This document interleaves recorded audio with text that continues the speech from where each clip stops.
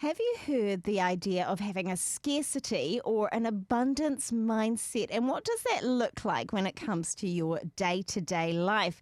Talking about this afternoon with me, the wonderful Tanya Unkovic. Welcome to the show. Hi there. It's so good to talk about this one. I was saying before that I have this embarrassing confession. I do not provide enough food at dinner parties. I provide just enough and no more. So when people talk about, people came round and there was all these leftovers, I'm like, that just doesn't happen for me. So I don't know, Tanya, do I have a scarcity mindset going on there? I don't know what's going on. Well, it's all testing, isn't it? Maybe next time. It depends on whether you want leftovers as well. I mean, if you just want to serve up enough, then that's great. And if you don't want leftovers, then you've actually worked out the perfect balance. Not like Well, me, I can feed an army in 2 weeks after someone's been to my place for dinner. Well, I've been to your place before, Tanya, and I know just how much food is on offer. And I'm honestly, I was saying before that we had people over for dinner on Saturday night. The only thing left over was a bit of coleslaw, which made me think I probably should have served up a little bit extra. But anyway, let's talk about this whole concept of scarcity versus abundance, because it's not just about food. It's about a lot of different things in life, isn't it? Oh, it is. It's actually about walking around in a way feeling abundant to the core, I say. So I just see if you walk around with your shoulders back, for example, and really owning life, I feel that's an abundant way to walk. But if you're walking around with your shoulders slumped over and looking down at the ground, it's like that. To me, that seems like scarcity. It's like, oh, I'm not enough. It's not worth getting into the day today. But if you really jolt into your day, then, it's as if you're opening up the world or opening up everything around you to accept all the goodness that's supposed to come in. Do you know what I mean? Yeah, yeah. So it's sort of like an attitude of abundance. I'm hearing. Yes, yes, that's the way I look at it. You just show up with this attitude that everything is possible. There is Mm, enough. There's enough for everyone. The attitude of I will be taken care of. I'm not going to worry. There will be enough. But when you've got this scarcity mindset, it's like having your fists closed. That white knuckle approach of there's not enough. I've got to grab. I've got to get all the hot chips off the table before everyone else gets them. I don't know if you grew up with that. yeah, totally. I but know what you're oh, talking about. I'm not worthy to have this. I don't deserve this. That to me can be a bit of a scarcity mindset, and it kind of leads to you being mean with yourself. Mm, mm. So it's not just something that maybe outworks to other people, but it also means that with yourself you limit things. I'm hearing. Oh, for sure, for sure.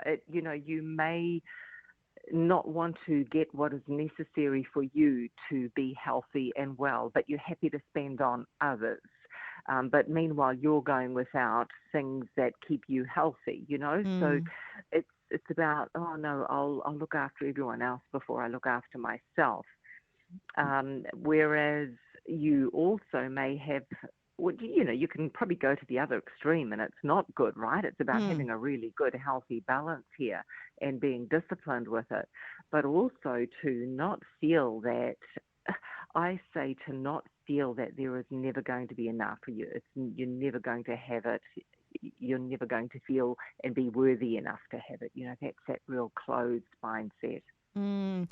Now, people will be listening in today and they may be identifying a little bit of the scarcity mindset within themselves, thinking, actually, some of my core beliefs are that I'm not worthy to have this thing or to give this thing, or that there's not enough and I have to just kind of have to hold on to it. And maybe there's a sense of not trusting God, with some of these things Mm. that we're talking about, whether it be our finances or our day-to-day lives. So in terms of perhaps changing our mindset so we can live with a sense of abundance, that idea, there is plenty for everyone, including I deserve this. Then how do we Mm. go about changing it? Well, recognizing that you may have some old beliefs stuck there as well, Mm, old mm, beliefs from your upbringing, and maybe you came from a very poor family, and we were very poor. My mother was very much about preserving and holding, but my father believed that money grew on trees, and so they were quite the opposite. Yeah, okay. But so it's really about, do I have this belief that, oh, this is something that runs in my family. We're always going to be poor. I'm always going to be poor. So I really encourage you to look at what are some of those beliefs that you are holding on to, and so flip it around and change the belief and change the pattern of your thinking, going, well, it may have been this way in my family, but that pattern and that belief system is going to stop with me. Poverty is going to stop with me, and I'm going to allow myself to get out there and be abundant and earn, because the more I earn, the more I can give back. So recognize if you have got some patterns there. Just even go through ways that you know that you are mean with yourself. Just identify these patterns that you might have. And it really does mean making the decision to change those patterns, but Mm. it also may mean taking a look inside and going, what's stopping me from allowing me? Why am I not giving myself permission? Mm, mm.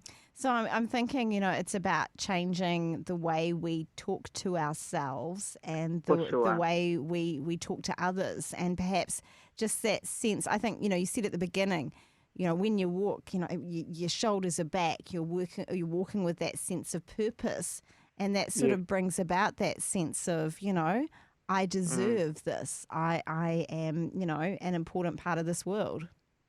Yeah, yeah. And it's not about getting flamboyant, losing all your discipline around Yeah. money and saving and all that. It's not about Yeah, that. that's an It's, important thing you to know, mention, isn't it?